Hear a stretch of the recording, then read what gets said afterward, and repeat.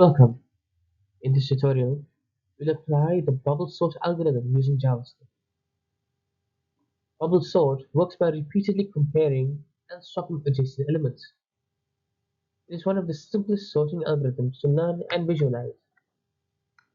Let's walk through the logic together and sort a real array.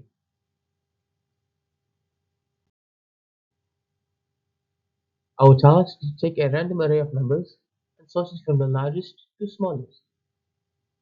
We'll use bubble sort to go through the list, compare neighbors, and swap if needed. This keeps pushing the largest numbers towards the beginning. Let's look at the code that handles it.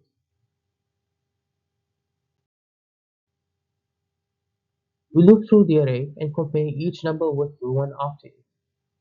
If the current number is smaller, we swap it with the next one. We use a flag swap to check if a change was made and repeat if needed. Each pass places the next largest value in the correct spot.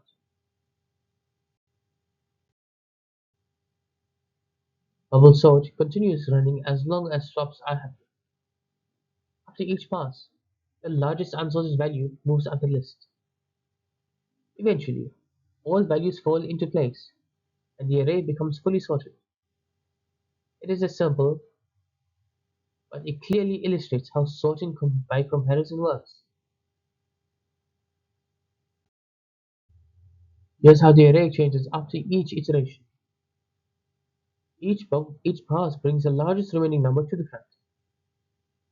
It is called bubble sort because values float to their correct positions. Let's now look at some practical uses for this algorithm. While not the fastest algorithm, bubble sort is perfect for learning and visualization. It helps you understand how comparisons and swaps work together. It also appears in tutorials, coding bootcamps, and basic computer science courses. Let's wrap things up with a quick summary.